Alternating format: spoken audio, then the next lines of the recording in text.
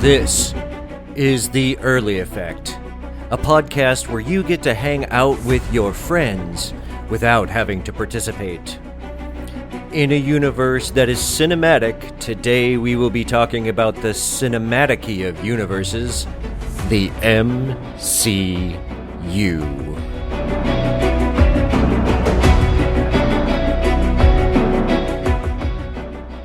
Spider-Man No Way Home.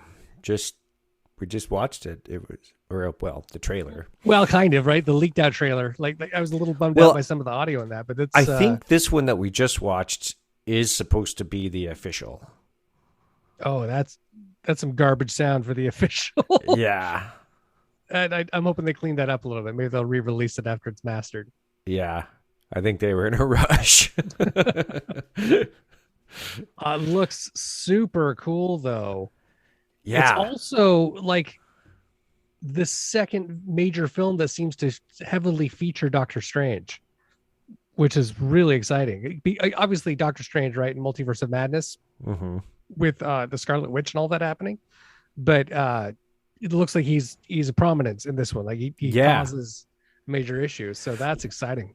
I'm really curious to see how they're going to tie all that together, because we've got the events in Loki. By the way, for everybody listening at home, we're going to have like all of the spoilers. So if you haven't watched all this stuff, you should probably stop listening and get caught up on pretty much any of the, especially the newest Marvel TV shows and films. So we'll be discussing those. WandaVision, right? Winter Soldier and the Falcon and Loki. That's all we've heard of at this point. That's all we've seen. But every one of the films up to this point, and a bunch of the trailers for the films coming after this. Like next week is Shang Chi coming out, and so I cannot wait. Yeah, I'm excited to talk about all of these things. But you're absolutely right. I'm going to be spoiling the crap out of this. Yeah. So I think this is going to be another one of your jam episodes, man, because I'm not really totally caught up on all the news and stuff. So I kind of feel like you've got more of a finger on the pulse. Yeah. So I'm up for it. We'll talk about it. Though, let's be clear, like as far as actual Marvel lore, I think you've got more in it than I do. You have the comic books. You've read a lot of the literature behind it. I'm just a bad, slow reader. So even with comics, I just take forever getting through them. But I absorb movies. So I'll talk MCU all day long. But I may need you to clarify some of the extra things for me. Well, if I can, certainly. And, calling myself a super fan would not be fair because I have not yet seen the What If series.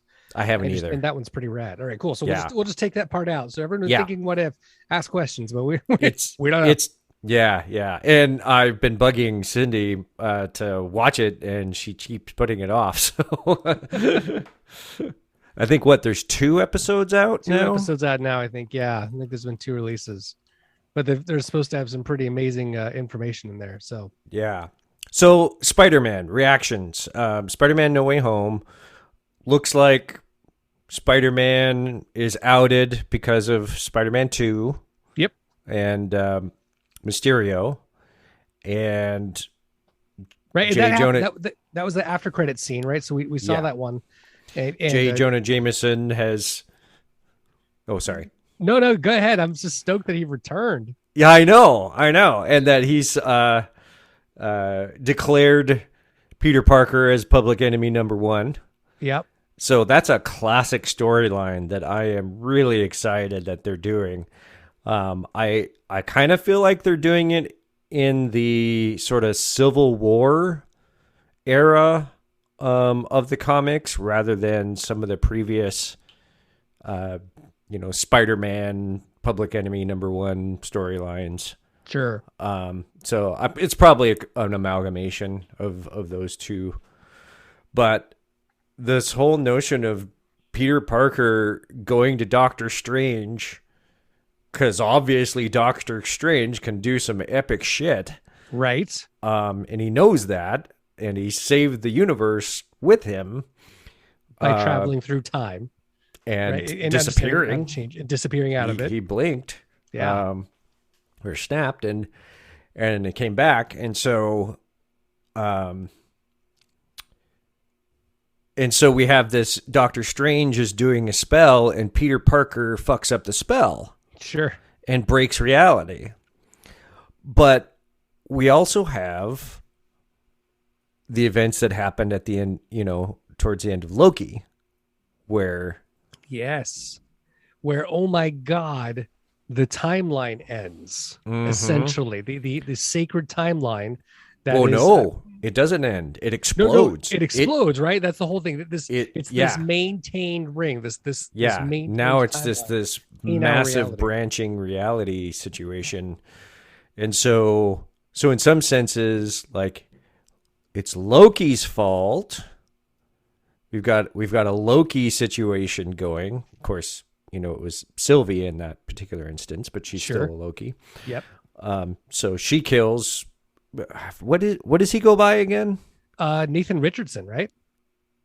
No. Oh, I'm sorry. The character. What he called himself in the end. Yeah. He who remains. He who remains. Yeah. And so she kills him and he says, "See you soon." And so that's obviously teeing up a bunch of stuff. And we all have, all of us who are kind of following this and are Marvel nerds know that Kang is coming, Kang the Conqueror. Kang the Conqueror. Yeah, so the Conqueror multiverse. That's going to be a thing. But then we have the Multiverse of Madness with Doctor Strange. So we got 3 reality-breaking things happening. Yeah. And we know that they tie because third billing for Multiverse of Madness is Tom Hiddleston. So right. Loki's going to be in that film probably pretty heavily. And so there might very well be tie-ins to this film. But the one thing I'm really excited about was the latest Screen Rant review that I read about No Way Home was that the rumored Andrew Garfield and Tobey Maguire cameo appearances will actually not be cameos. They will be significant characters. Well, I know Tobey Maguire is going to be major. And like, I can't remember where I read it, but like he's signed on for multiple pictures now. Oh, is that right? I didn't know that. Yeah. That's cool. So they're going to use him for something. I don't know. But poor Andrew Garfield, I don't feel like he's in the same boat. Can't say. It's really interesting to think of Tobey Maguire as being the Luke Skywalker of the Marvel series. Right? Right. Like I would not have told you when this films first came out. Like Spider-Man was super fun. Spider-Man 2 was okay. Spider-Man 3 was garbage. Oh man, I still hold Spider-Man 2 as the best, in my opinion. With Doc Ock, absolutely. Yeah, like it's so well done, and Sam Raimi did the all of it. The imagery was so good. So many times I was like, "That's a scene. That's right out of a cell." But it was really well done. So thinking that Tobey Maguire like set the stage for what became the Marvel world and is now coming back in what 20 years. This has been 20 years. And Sam Raimi is directing. Which one is he directing? Doctor Strange or is he directing Spider-Man No Way Home? I should know that answer. He didn't do. Oh no, hang on. I was thinking of Shang-Chi's director. Oh my God. I don't know. He's doing one of them. I think it's Doctor Strange. Doctor Strange. Multiverse of Madness. Yep. Marvel turned to Raimi to direct Doctor Strange in the Multiverse of Madness. Yeah. After Scott Derrickson left. Yeah. Yeah. So that was awesome. Fucking Bruce Campbell on April Fools. Do you remember this? No. He reveals on his a page of the script of Doctor Strange Multiverse of Madness where Doctor Strange appears in a forest, and it's a 1-page scene where Doctor Strange comes up to the cabin in the woods of Evil Dead, knocks on the door, and Ash with his chainsaw hand, answers, and he's taken aback, and it says, "I'm looking for a book, and a really powerful evil book." And Ash says something like, and he's not even named. He's just He's just guy with the chainsaw on his arm. Yeah. And and the guy goes, "Does it have a face on it?" And Doctor Strange in the page says, "No." What? And that's basically it. But it was done on April Fool's, and so it was a fucking April Fool's joke. So fuck you, Bruce Campbell, because that would have been epic. We all want to see that. Blowing our brains out. Yeah, that would be amazing. As it is, though, I think it's really cool kind of understanding now what the next thread is a little bit, because it's going to change, obviously. But right, Phase 4, that was Marvel's really cool trailer that they just came out with, was the Phase 4 trailer, starting with Black Widow, going to Shang Chi, and now all of this. But seeing that there's this underlying, very obvious current of multiverse that allows them to really play with what's going to happen, or where it's happening, or what is changing. And it might even be able to bring actors back, bring characters back that we'd lost, because they're going to be, now we're in other dimensions, we're in other universes. So there's I'm so excited. Right? Black Widow has survived, could survive. Captain America's a different person, right? Black Panther, like there's so many different levels of where it could go. And I've been so impressed with the storyline in the Marvel Cinematic Universe for so many years, where I've expected them to let me down, and I've expected them to let me down and be like, well, this one won't be as good. And they've just been knocking them out of the park so consistently that I'm ready for it. I'm ready to see what they're going to do. Yeah. Yeah. So turns out John Watts is the director for Spider-Man No Way Home. Okay. And he was the director for the previous two as well. Oh, good. So same director for both. Yeah. That's great. Yeah. So we'll have a lot of consistency there. I'm glad that they opted to do that. I just caught up on Far From Home a week ago, right before we went to Disneyland, because we're just getting ourselves caught up in the story for it. And man, it was good. I'd forgotten how good it was. I knew I liked it the first time, but I remember laughing at a lot of the kitsch and not so much like diving into the plot very much.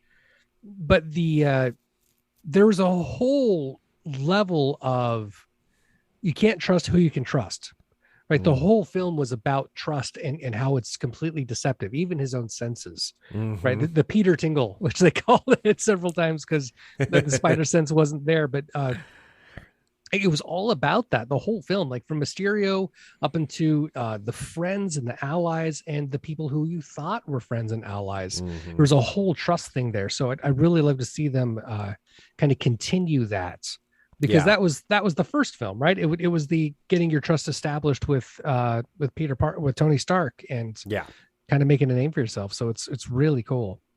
Yeah.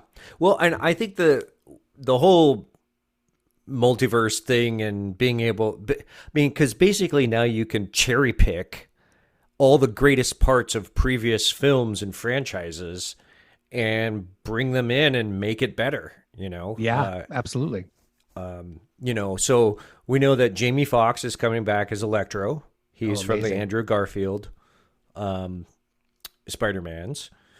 We have it really sounded like Willem Dafoe. Oh my God, as the Goblin with the laugh. Goblin. Yep, definitely had that appeal. And we saw Alfred Molina, like on screen, definitely the Doc Ock. Damn, did he look good?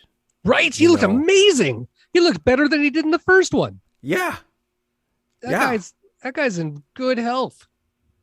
Good for him. So we'll have the Vulture, Michael Keaton. Right. Sinister Six, right? That's what we're going with. It seems like. So who does that leave us? Mysterio. Well, I don't know if Mysterio's quite. Mysterio's not part of the six. He was. Lizard part of the six? I want to say Scorpion was too. Sandman. How do I not have this memorized? I have the Marvel United game, for Christ's sake. Okay, Doc Ock, Electro, Kraven the Hunter. Kraven, right. Mysterio, Sandman, and Vulture. We're probably not going to get Kraven in this one. So he would be the only new villain, right? Yeah. So But of they everyone you teased just mentioned, we've had all 5. maybe it wasn't Green Goblin. Maybe it wasn't Norman Osborn. Maybe it's Hobgoblin. Oh, Because Hobgoblin is listed a few times as Sinister Six.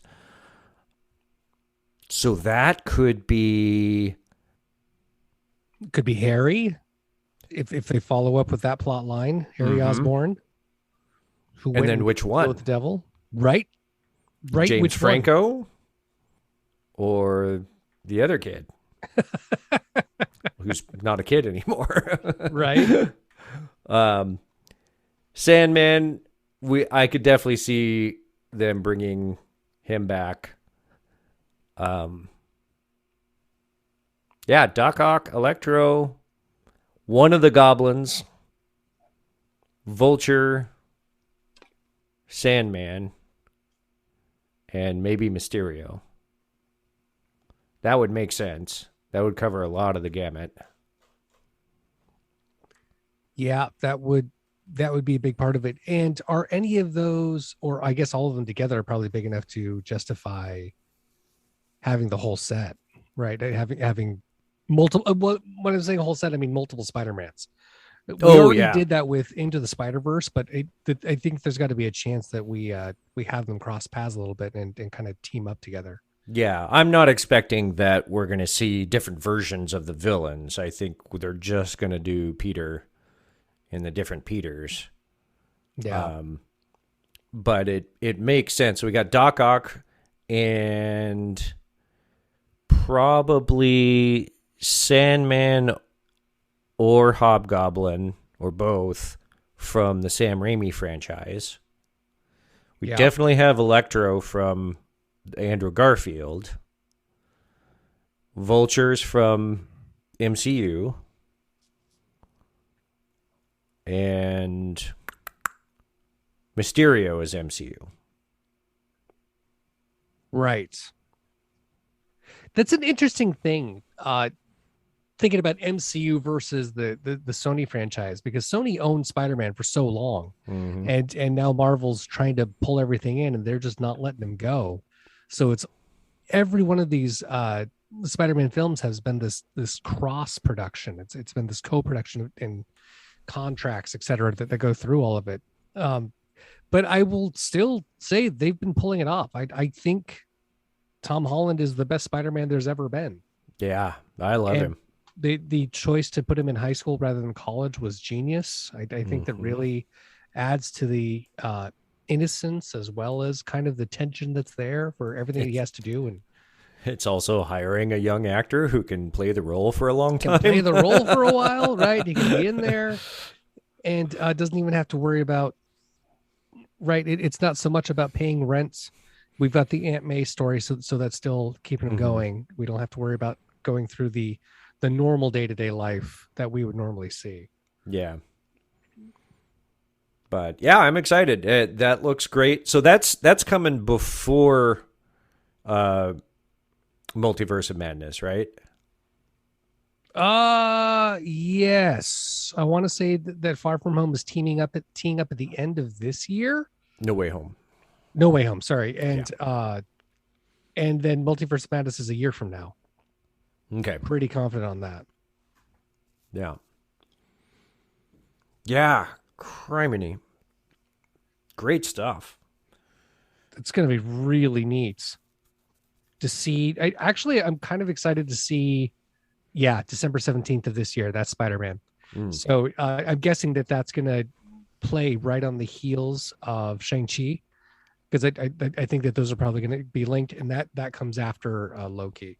So, actually, I don't know if that's true. I think Shang Chi had a potential release date before the Loki series was done. Huh. So I know that No Way Home ties in with Loki, but I don't know if Shang Chi will actually play in with that. I'll have to see. I don't know. I'm really interested in seeing what they do with Shang Chi, because I know practically nothing about this character in Marvel Comics, and I know he's been around for a while, but I first learned about him in the Marvel Legendary game. Yeah, I first learned about him in the Marvel United game in the same way. I was like, who's that dude? And I mean, he is exactly what you want him to be. He is the master of kung fu. He is the Doctor Strange to kung fu as far as what his powers are. And I was just reading an article last night from an interview with oh my god, I don't want to get his name wrong. It's I think it's Destin Cretin. I want to make sure of this because I'm going to say it wrong and I don't want to do that. Yeah, it's Destin Daniel Cretin, who is the director of Shang Chi, and he was asked about what's the film going to be, what's it like, and he said this is your classic kung fu film with a Marvel twist. And I was like, well, that sounds like gorgeous. That's amazing. Yeah. And when he talked about the influence, he started with Good Will Hunting because he kind of liked the same concept of the character of cool. You have this guy with super serious power who's really, really strong at what he can do, but he's ashamed of where the power comes from. So he keeps it hidden and it's like has this internal struggle with it. He's like, but then we add on every Jackie Chan film, all of Ip Man. And he's like, Jackie Chan, Ip Man were heavy influences. So was a lot of Jet Li and the things that he's done. He's like, we looked at all of the classic films, all the really big ones and all the ones that we love so much. And we took the things we want out of those and put them in this. Yeah, that's going to be awesome. Oh my God, that's going to be incredible. And, you know, there's been a whole news battle about how Disney is handling the film releases. Right. Starting with Black Widow, because they wrote her contract for a theatrical release. And so she was given money in different levels. Go ahead. Yeah. Well, to be clear, Marvel made her contract. Right. For this. So continue. Yeah. So sorry, Marvel made her contract and provided bonuses on the back end for opening day releases and tons of money there. And promised right, a theatrical only release or exclusive release.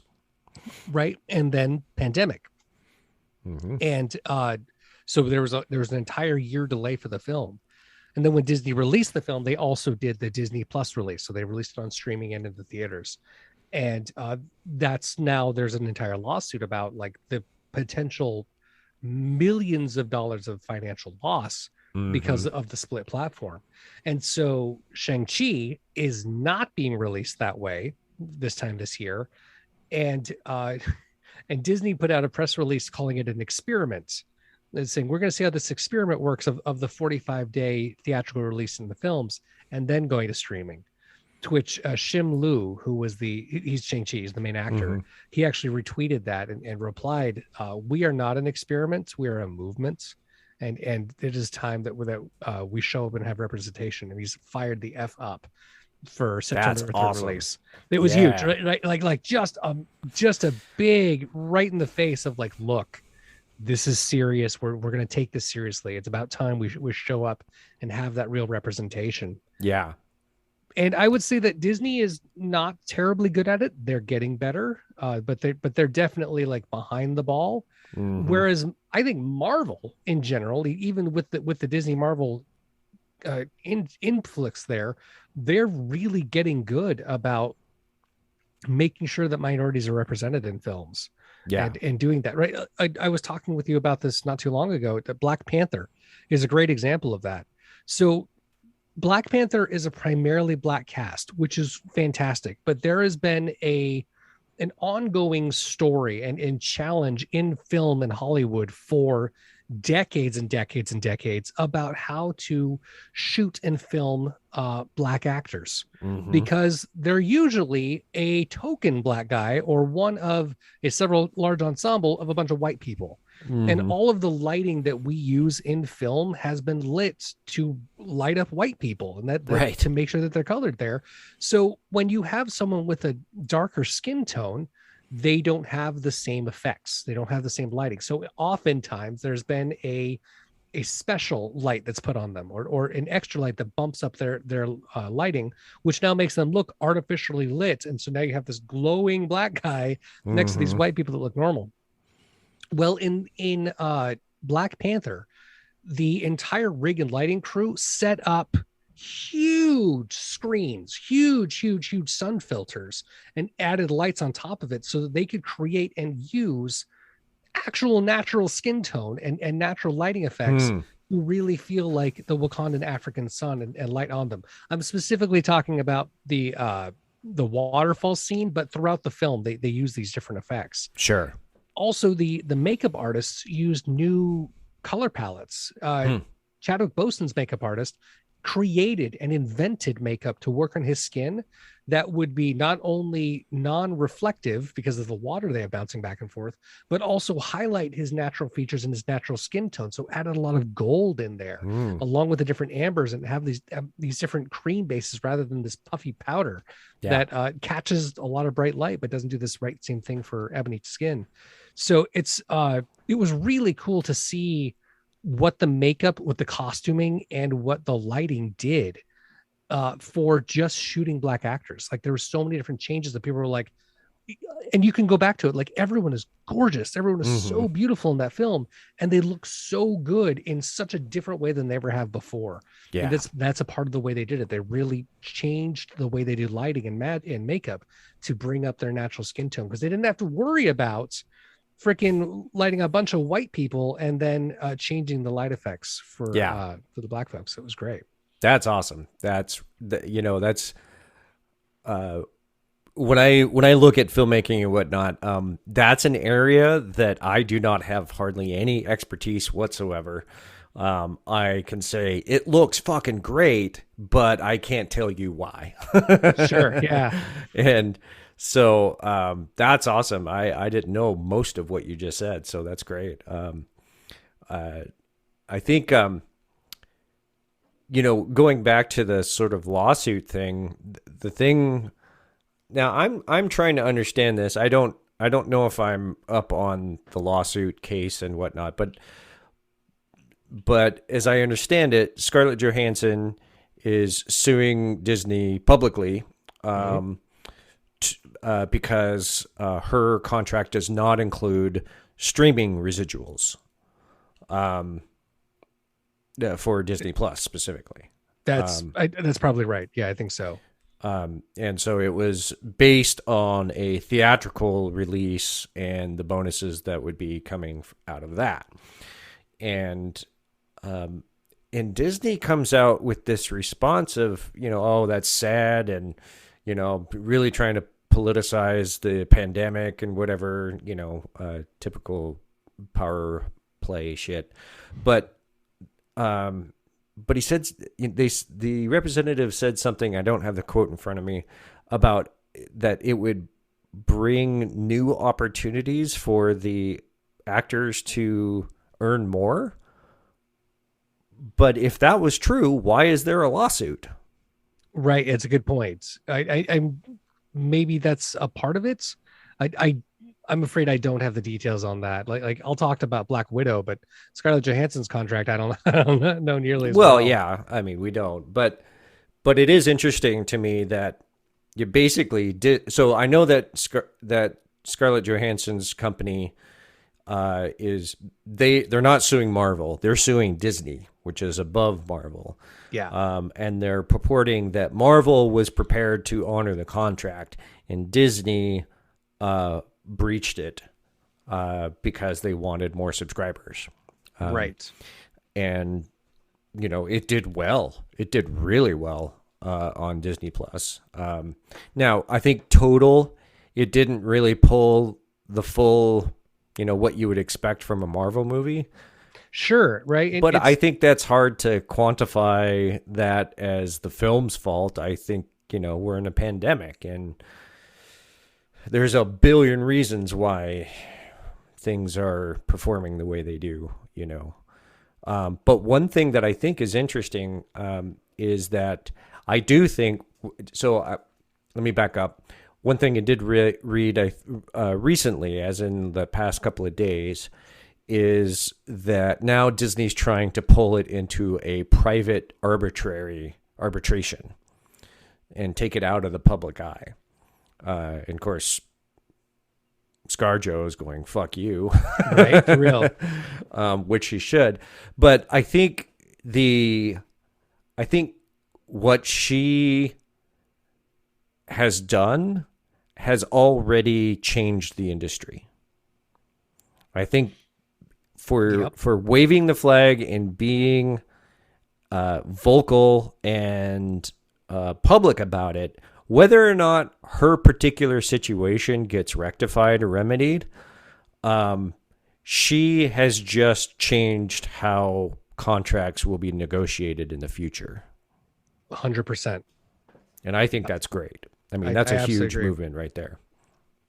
And it's another one of those that, like, it should have happened ahead of time, but like a really good indicator of the differences in the way media is going to be consumed, and an acknowledgement of that, right? That there has been an ongoing conversation for at least the past decade of how movie theaters are on the brink of collapse.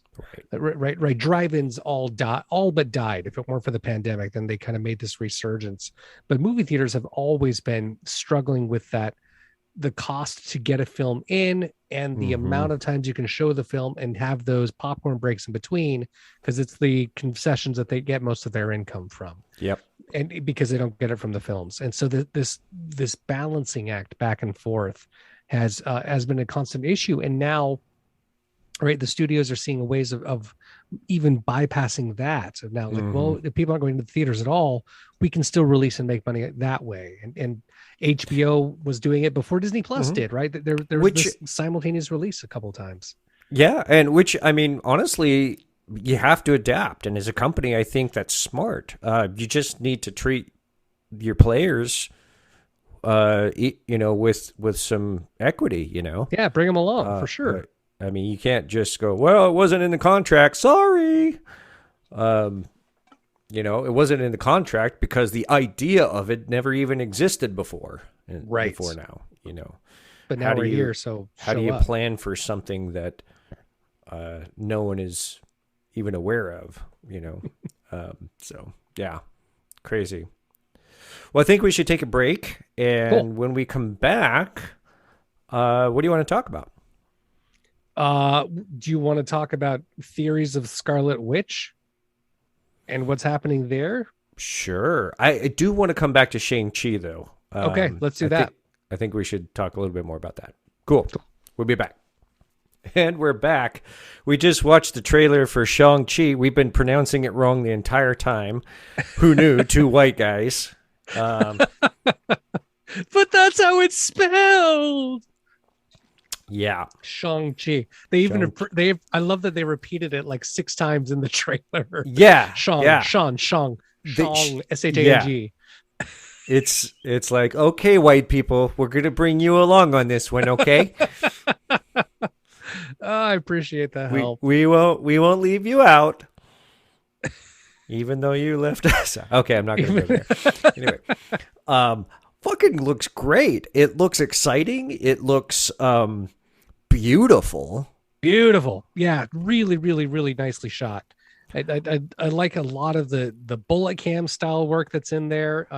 That trailer alone had probably 20 different fight scenes in 20 different locations. Like each one of them was like a completely different space.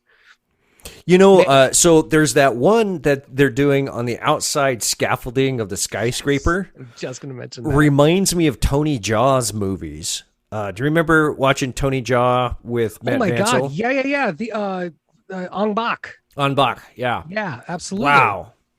It was a lot like that, only like studio level and crazy. That was great. The other thing that I'm really excited about is the underwater giant dragon. Yeah, thank you for mentioning that. I saw the same thing. I was like, that's a damn dragon. And that's a dragon. Huge dragon. And so, God, what is the dragon's name? Marvel Dragon. What is his name? Fin Fang Foom. Oh, of course it is. So I'm wondering if they're going to be able to bring Fin Fang Foom in. And then this also could lead credence and a way better established version of the Iron Fist, which I hope to freaking God they recast and just ignore that all happened on Netflix and move on and do something way better than that bullshit. It's that Danny Rand is a little tied into some amazing characters though. Like Luke Cage was such a good Luke Cage. Yeah, Daredevil we don't was need great. Matt we don't Murdock need was amazing. Yeah, we could reboot that entire character and keep everybody else and it'd be fine. Yeah. Yeah. You know, they did it was Iron Fist, man. That it was a I don't blame the actor. I don't blame Finn at all. You know, he did as best as he could with that material, and I want to believe that. I believe that's true. I think he kind of pulled a Hayden Christensen. Yeah, like I've seen Hayden Christensen act outside of Attack of the Clones, and dude had some work. Like he could pull it off. Attack of the Clones was not that film, and I kind of feel like the same thing happened to Finn in Iron Man. Yeah, like he had some real good potential, and they just like puppets. Did you feel like you're talking to puppets? Yeah. It, you know, Marvel created the most hated Marvel hero ever. He was so hateable. But anyway, Shang Chi looks great. We've got amazing comedy relief in it.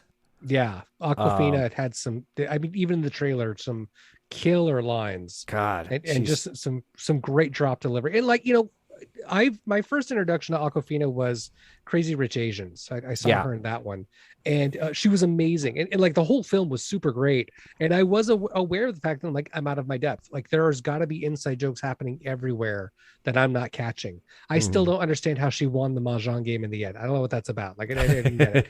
But Aquafina was really really good in her ability to just kind of like, you get it, and then we're there.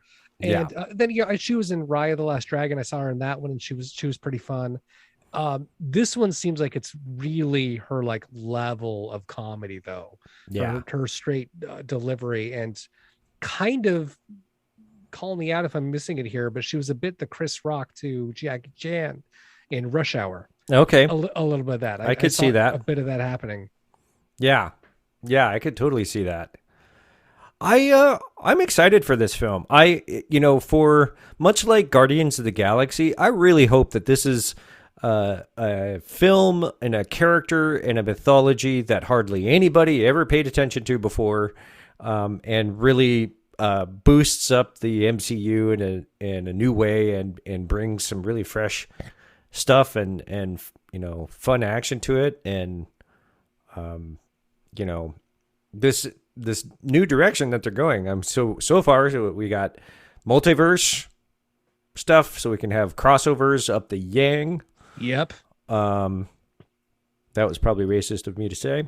Yang, yang, up the wazoo. Wazoo's good. Let's go with that. I hope that's good. Sorry, you guys. We don't know the things we don't know sometimes. Up the ass. Up the ass. Let's go with up the ass. That's what you're trying to say. I'm pretty safe. I think we're pretty safe with up the ass. First time I've ever uttered those words ever. Pretty safe. Okay. So, multiverse, got multiple Spider-Mans. We've got weird dimensional shit happening. Loki, WandaVision. We'll get into Wanda in a second. Yeah. Scarlet Witch. And then now we're going to get super kung fu and mythological creatures, which is really fun. Right. Into this MCU. I think, we're sort of branching out and allowing the actual fantasy and fantastical to come to fruition. I mean, Doctor Strange really brought a scientific angle on the mystic arts. On the mystic arts that I think just clicked for this, generation. So, do we move on to WandaVision? Wanda? And we can Scarlet Witch? do that. You wanted to talk about Scarlet Witch. I did. I really wanted to. I'm really excited for the idea of what it is. the very, very, very last scene of WandaVision, which is the second cut scene, the second credit scene, The one in the cabin. In the cabin, right? The very, Yeah. very end of the series, we see that not only is the Scarlet Witch reading and totally pulling information out of the Darkhold, which is a way different Darkhold than the Agents of S.H.I.E.L.D. series, but it's still the Darkhold of Legend, this really, really powerful mystic book. But she's doing so astral projecting outside of her own body. And the only other person we've ever seen do that was Doctor Strange so far in the MCU. And the Ancient One, beg your pardon. Ancient One did it too. But she is existing in both realities. So she's in the astral plane reading the book as the Scarlet Witch, while Wanda Maximoff was wandering around the cabin. But the one thing that we got from the audio of that was that she was not necessarily sitting there reading. She was turning the book while she was in some sort of a trance mode. And we heard the voices of her children, the two boys that had been gone. Or at least the one that zapped out of this reality, as though she were looking for them, because they were calling out for help. So they were crying out. And that was the giant snap at the end, was that, maybe she zoomed in on them. And it really got me in this just a super head spin of what the Scarlet Witch is, how powerful she is, and being told that she's even potentially more powerful than the Sorcerer Supreme. She was told that by Agatha Darkness in the series. And I love the idea that Wanda Maximoff has been the hero and has tried to be the hero the whole time. And the Scarlet Witch is not, and and never has been. And so the idea that when the Scarlet Witch takes full form, that she changes reality for her own needs and her own wants, and the rest of the world be damned. And so the idea that Scarlet Witch could be the villain of the Masters of the Multiverse, and it's not some great Dormammu, or it's in tandem, right? Maybe in partnership with some of the other gods out there, but the Scarlet Witch is the great force and the great I could see that also being like potentially Wanda separate from the Scarlet Witch. Like I could see them splitting that off somehow.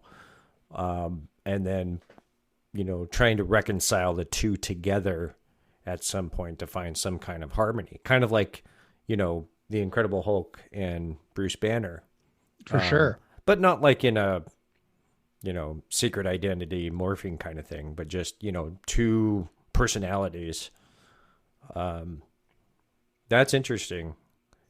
The whole WandaVision thing just had me thinking of the House of M storyline in the comics. And so the House of M, she completely changes all reality. But it's really focused around the X-Men, right? Right. So, because she eliminates mutants, right? Yeah. And so, obviously they couldn't or didn't do that in WandaVision. We kept looking for it. We kept hoping, we got the Quicksilver tease. We got the Quicksilver dick joke. I still think that's funny that they decided that's what they wanted to do with that, but boner. But it's cool, and I think it's coming. Now I'm seeing a lot of headlines right now with the latest Eternals trailer. Yeah. Now I've watched it, but I'm not seeing what they're reporting is that they're seeing ways that mutants can be introduced through the Eternals movie. I don't understand that. I'm not sure what they're pointing out. A lot of times when I see these kinds of headlines, it's like a super stretch. Yeah. And they usually turn out to be bullshit. So I don't know. But I do think that, Multiverse of Madness, No Way Home, the Eternals, you've got a lot of larger scale opportunities here to bring in mutants. So Yeah. And do you think that's going to happen? Because we know that several, like Fox was purchased by Disney, right? And right. so most of the Fox properties, including the X-Men, were, as far as I understand, a part of that. Yeah. So there's absolutely a potential to get that done. Well, Do I know you that think they're it's gonna already. be... Oh, go ahead. No, I mean, you're probably already answering my question. What I was wondering is are they going to be creating a new franchise, like a third start to the X-Men? We've already done Days of Future Past and that whole series after the original X-Men series. Would they do their own introduction, much like they did with Spider-Man, Peter Parker, and Spider-Man in Homecoming? I think they do. I think that's what they're going to do, because they're Hugh Jackman's isn't going to come back, and I wouldn't imagine he would. I mean, he's kind of aging out of the role anyway, and he did such a great with Logan. Yeah. Oh my God, yes. So that send-off was so good. Let's just kind of let that breathe and let that be his finale. And I think his choices of doing that was fantastic. I think we need, somebody else, somebody younger. Yeah. We definitely can have a new Wolverine. Who I just saw was a potential rumor. Let me see if I can find this. This is while you're looking that up, the question I wanted to ask you is, do you think that the X-Men will have their own booted series, or do you think they'll be introduced through the other MCU stories? But in several of what the MCU has done, they introduce characters as a part of another film, and then they get their own franchise out, with the exception of Guardians of the Galaxy, who just was dropped right out of the gate. Right out of the gate. Do you have a theory on how those would be done? Do you think the multiverse is part of what brings those in, or do you think it would purely be its own thing? It's hard to say, but I kind of, my initial thought is that they're going to, they're probably going to backdoor most of it. Okay. They'll probably address some of the things.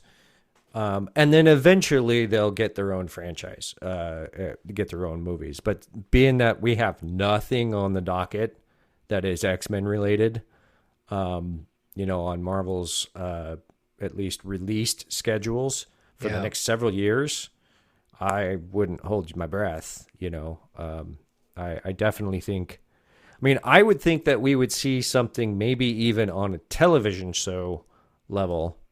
Potentially with Secret Invasion, which I'm going to talk about in a moment. I need to remember Star Wars, Mandalorian.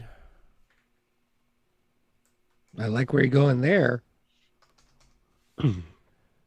And I love this actor, and I always forget his name. That's because I will have a difficult time pronouncing it. Giancarlo Esposito. Oh, sure. Yeah. So Darksaber. Yeah, Darksaber guy. There is some rumoring that he may be the next Professor X. Whoa. That would be rad. Wouldn't that be huge? He can definitely hold the gravity for that. Oh, yeah. Yeah. Wow. Because you already have the, in the Fox franchise, you have the guy everybody pictured. Yep. Patrick Stewart. Probably some of the best casting has ever happened in film. Yeah.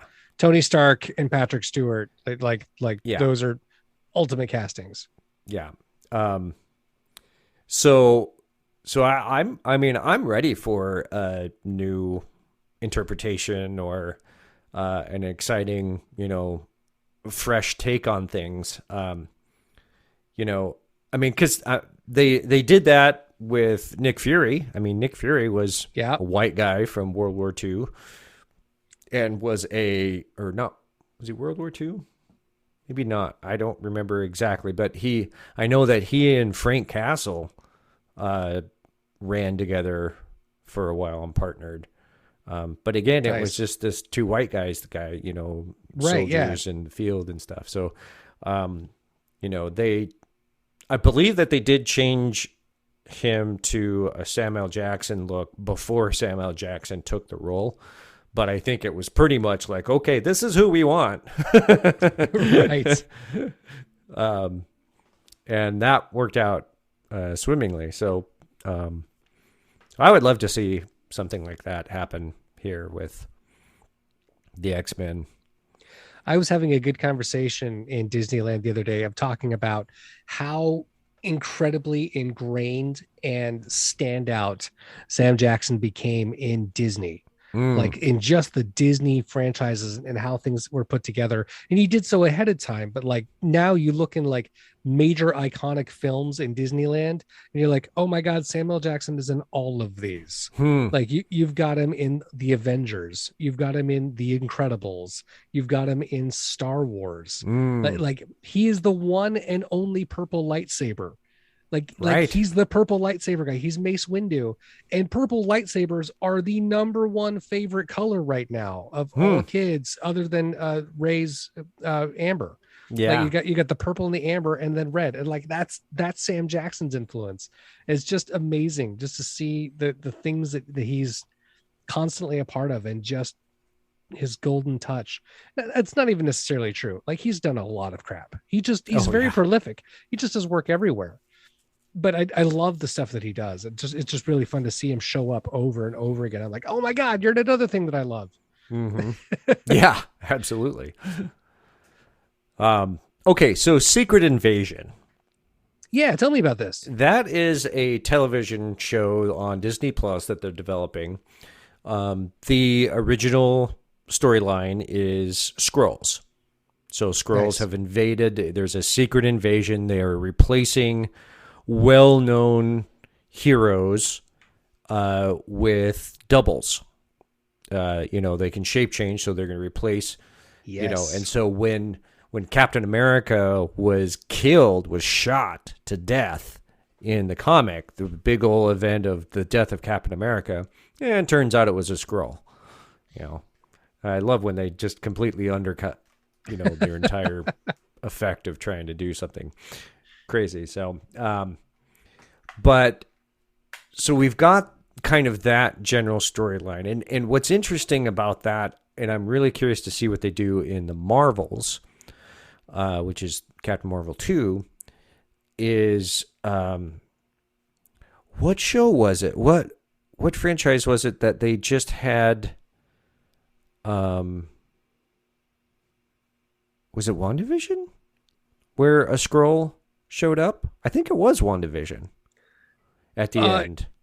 At the very end of the last episode before the final scene, before the final trailer or post-credit scene. I think it was the first post-credit scene.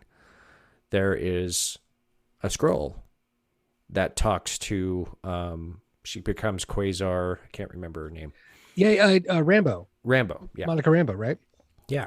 So we have kind of established in the Marvels, Captain Marvel, the Marvel, they need a new name,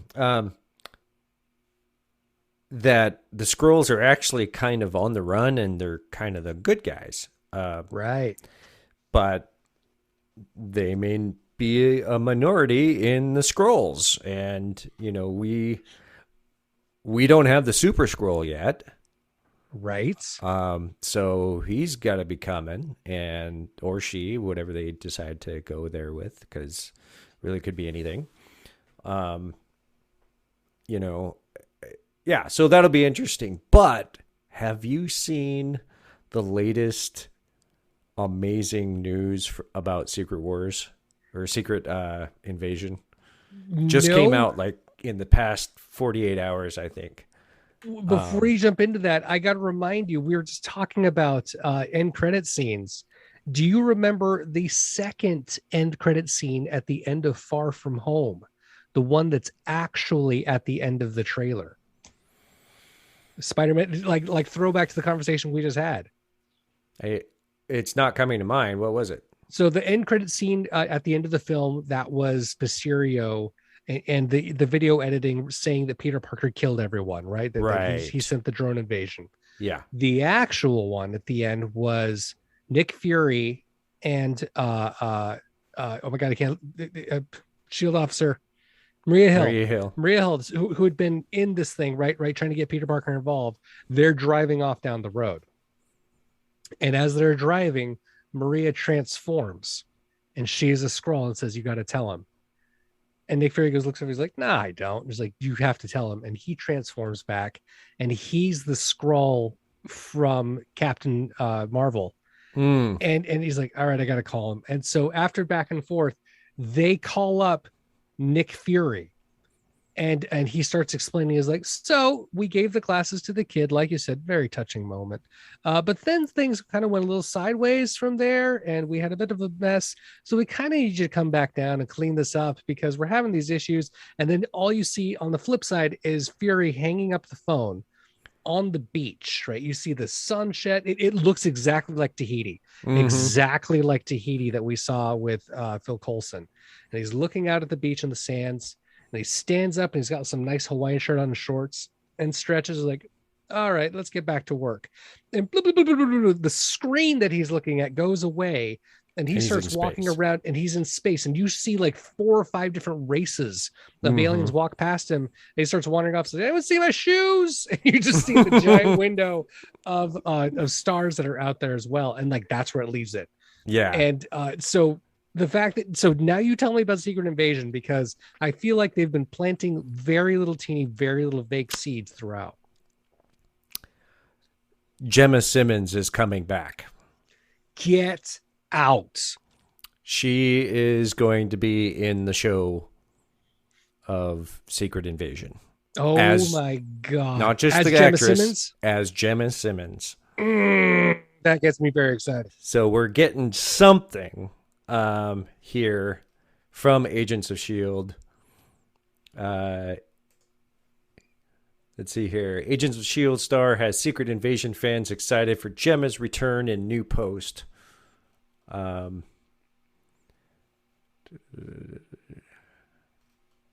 See if I can find the post.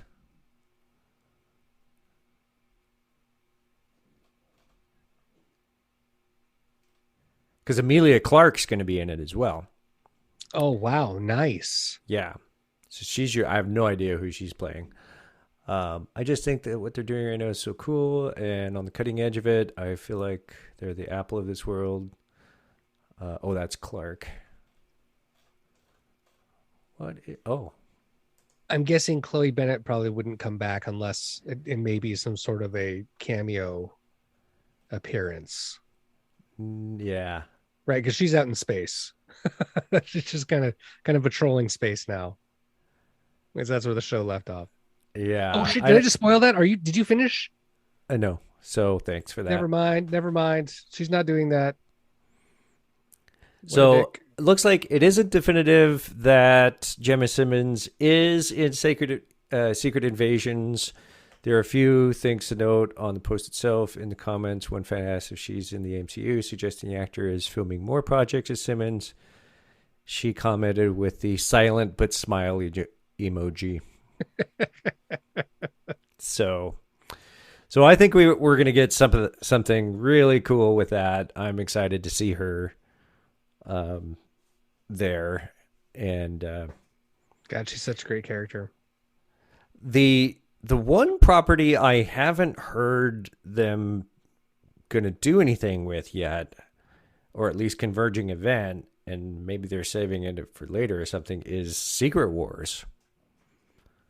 So Secret Wars, they grab, the Beyonder grabs a bunch of heroes and bunch of villains and puts them on a rock in space and makes them fight. That doesn't seem very secret, but all right. And it's for the fate of the universe or whatever. I can't remember exactly, but it's where Peter Parker originally got his black symbiote suit. Okay. In the comics, and that's where the symbiote first came into Secret Invasion or Secret Wars number 9, I believe it was. Wow, that's pretty good memory. And I was real into the black Spider-Man suit when I was a kid. So it's a cool look. It really is. And did it ever have the anti-hero effect to it because of the symbiote and its very hedonistic ways? Or was it always just going to be controlled? It kind of, at first it was just a suit, and then it did get kind of a little bit more like affecting or addicting kind of thing. It never went like the emo Tobey Maguire dickhead method, Okay. But it did, come to a head where Peter had to break up with the symbiote in a very messy breakup and try and get that shit off of himself. So they've dealt with that in so many different ways. It was my impression that that's kind of where Venom came from, is because it took the Spider-Man abilities that Peter had, and it was like, I'm gonna do it over here. Yeah. Well, and they're in talks with trying to get Tom Holland's Peter Parker into the Venomverse. Oh, cool. So that's, I know, in a possibility. They haven't confirmed anything, but they keep just saying anything's possible. I am very excited about Venom 2, Let There Be Carnage. Yeah, me too. So we're not in the MCU verse anymore, but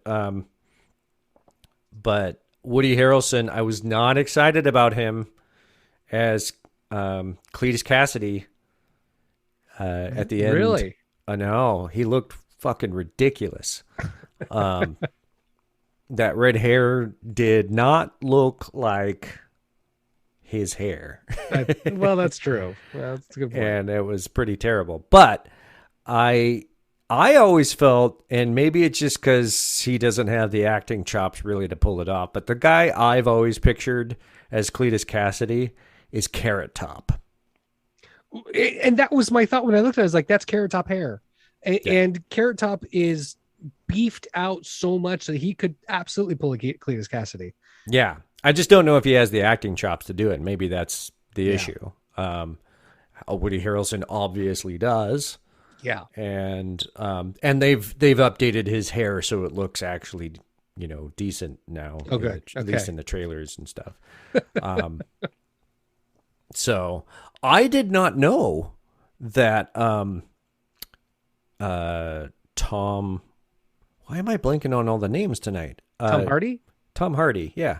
I did not know he did the voice of his Venom. I didn't know that either. Yeah. I should have known that, but I did not know. He did the growly Venom. He's all of it. Good for him. Yeah. That's awesome. I know that he was really attached to the character, pun not intended. Like he really was into what the Venom is and what it could be and how the story turns out. And he, I think, actually has executive producer credit on the second film because he was pretty involved in making it right. I think he did a really great job. I mean, it probably wasn't the most, amazing film in the world, the first Venom, but it was way better version of that character that has ever come before. I thought the comedy was fucking great. I totally agree. I think that, Venom and his relationship with Eddie Brock, it was really spot on and enjoyable to watch. I think the problem that is just difficult with Venom is that when you put him up against villains, it can be just kind of hard to make out what the hell is going on. Sure. Yeah. I mean, this last one was no exception because you had the, what was his name? Riot. You had Riot and Venom. Like they're the same dude, just slightly different colors in the dark. Yeah. Like, which one's hitting the other guy? Yeah. So at least with Carnage, he's red. Right. That'll help a little bit. That'll help some, and yeah. So I am quite excited to see how that works out, and there's a lot of characters that could come out of that. Shriek being one of them.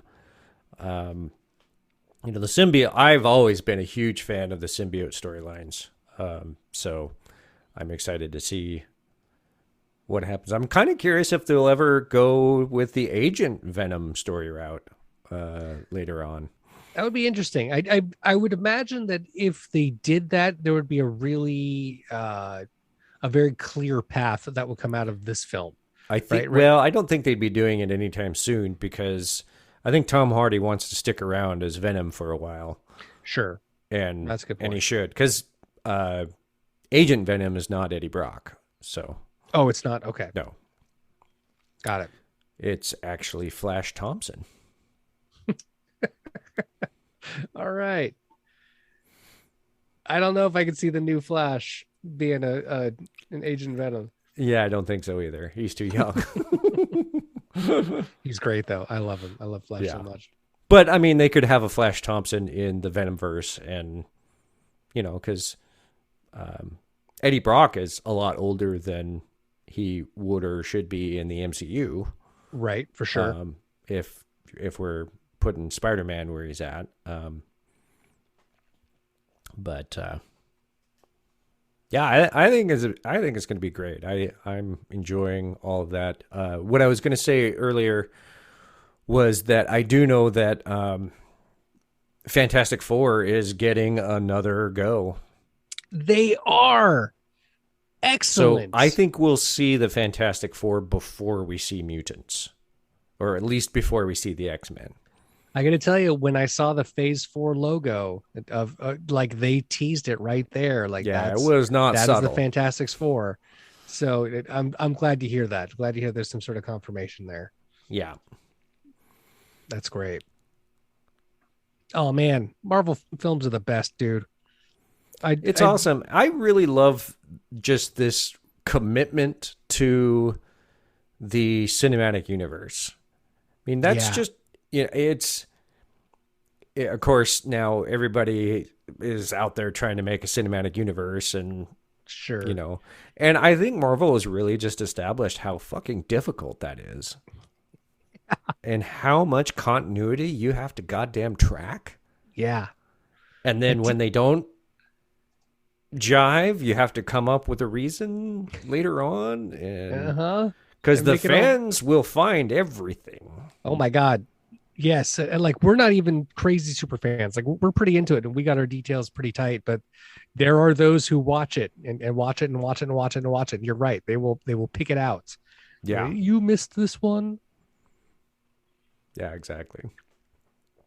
Yeah, it's great though. And despite the fact that DC has tried, they've not caught up in nearly the same fashion. They have their own way of doing it, and it's their own way. It's not not the same for me. I love what Marvel does, and I love how, as many times as I had expected them to, and was gonna get ready to forgive them for being mediocre, right? Maybe that one's not going to be as good. Every single time, it's been just killer. Yeah, they're Guardians of the Galaxy, that had no right to be as successful as it was. Right, and that thing was an absolute hit, and what a great movie. And then they made a sequel to it, which should have just been a sequel to a crappy film, and it was amazing. It was super great. So, yeah, I every time just blown away. Yeah, exactly. And I mean, God, so, I mean, one thing, I think one of the ones I'm really looking forward to is the new Thor, Love and Thunder. Yeah. Because now we get to see Lady Thor and Jane Foster become the new Thor. I'm really curious to see what that storyline is going to be like and how they work that. I agree. And if we keep up with the multiverse concepts, we could absolutely get Beta Ray Bill in there as well, as he'll be out in the galaxy. And we'll hand off all the hammers. I mean, that would be really great. at this stage in the game for Marvel to bring Beta Ray Bill in. Like, that would be a pretty good movie to do that. And I could see that director doing that. So, you know, I'm looking at the Phase 4 timeline, and I'm looking at Ant-Man and the Wasp: Quantumania, and right after that is the 4. It's the Fantastic Four. That makes so much sense. From on like the quantum realm has really kind of been Marvel's negative zone. Yeah. And Fantastic Four is all about the negative zone. And that's where they built their prison and everything. And so right, exactly. I'm wondering if they're just going to kind of bring those two together there and establish something. Because they've really established that the sort of quantum realm is a place that you can go to and come back from now. Right, exactly. Right, and they're really not just teasing it; they're working with it. They're playing with it. Yeah, yeah, exactly. In and out of time. Yeah. Now, going back to DC, did you see the new Suicide Squad? Not yet. No, it's on my list, but I haven't. It's been a lot of Disney films the past couple of weeks. Yeah, I bet. Because you were at Disneyland, right? I was at Disneyland, yeah, for a whole week. Yeah. What are the big things that stood out for you? There is such a start and potential for what Avengers Academy is going to be. And they want it to be post-pandemic so they can really blow the whole thing up because it's going to grow. That's really great. Also, Star Wars, the Galaxy's Edge is mind-bogglingly good. It is a full third of the size of Disneyland, and you could literally spend an entire 3 days in there. Jeez. And not get bored. Like we returned to it over and over again. It was phenomenal. And you know that Chris Dupenthaler's dad helped build that? Yes. Yeah, and he did an amazing job. Yeah. Yeah, amazing. So, gosh. So then I'd be happy to spend a show talking about Disneyland like that. Oh man, I bet. We're already planning our next trip next year if we can do it. That's awesome. So, other things coming up. Blade, the new Blade. Oh, the new Blade. That's right. We don't have hardly any information about that. And maybe that's going to tie into the Jared Leto Morbius, which is Sony. Jared Leto is doing Morbius? Yeah. I didn't know that. Amazing. Jared Leto or whatever. Yeah. I mean, that's a great jump from his Joker. Yeah. So I think that's going to be great. But I didn't know that was him. That's fantastic. Yeah. So, I mean, so this year, I think we still have to look forward to what? So Spider-Man at the end of the year, Eternals in November, Shang Chi coming up shortly. And then on Disney Plus, we've got Ms. Marvel and Hawkeye, I think. Yes, that's right. Because they're really teeing up this sort of like dark Avengers going after Hawkeye. Yeah. With the, teaser, or whatever from Black Widow at the end and the end of Falcon and Winter Soldier. I'm excited for what's going to happen with that. The U.S. agents and the White Widow or whatever they're calling her, like it's going to be some good stuff. I'm really interested to see what they're going to do with her character. Is it Val? Val, yeah, Val something. Because Val something. Yeah, Contessa, the Contessa, because she is Madam Hydra. She is? I didn't put that together.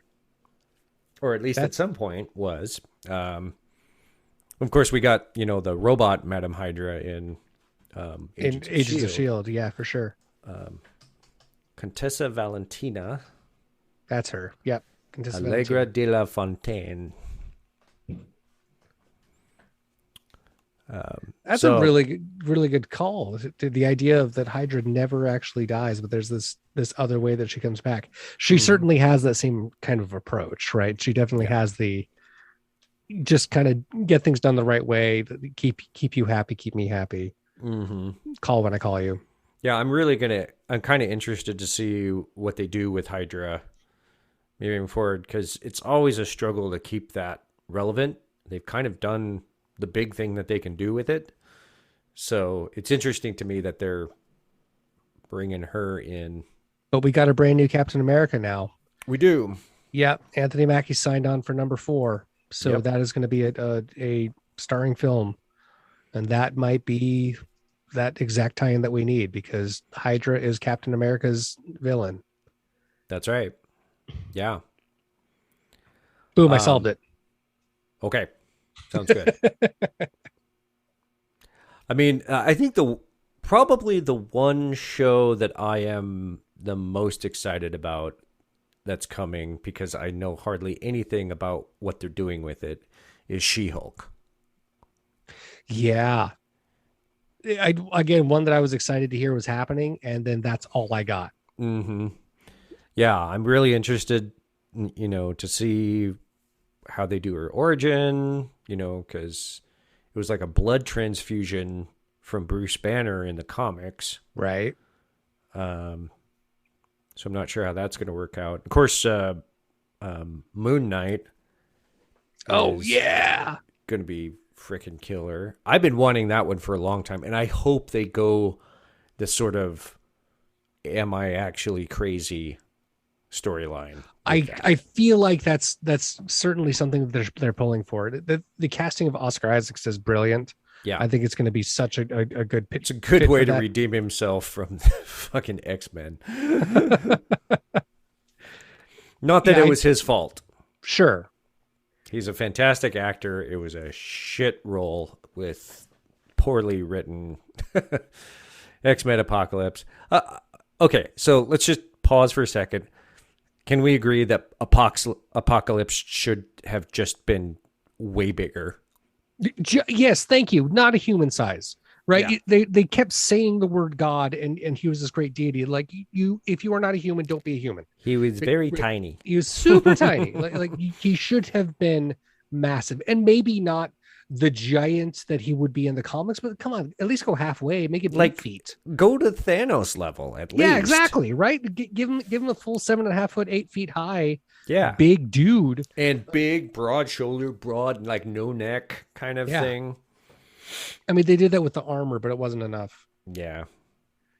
I agree. I 100% agree. He looked like a blue squid in a suit.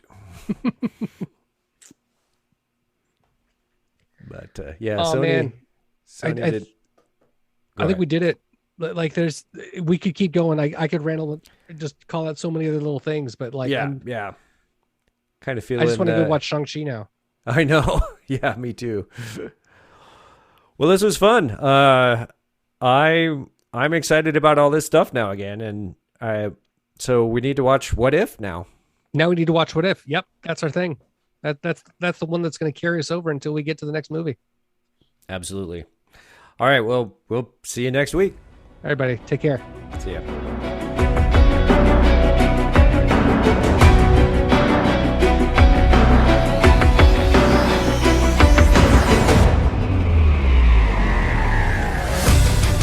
Wow, thank you for listening to The Early Effect. Don't forget to like and subscribe to this podcast. If you are enjoying what you hear, please consider joining my Patreon at patreon.com/DonEarly. That's patreon.com/DonEarly.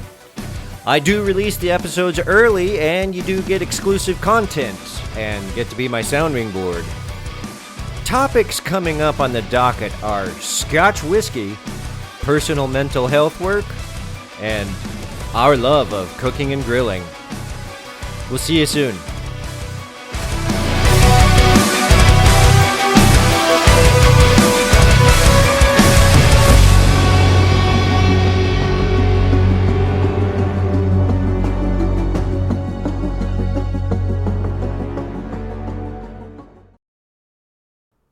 This is still my sign off.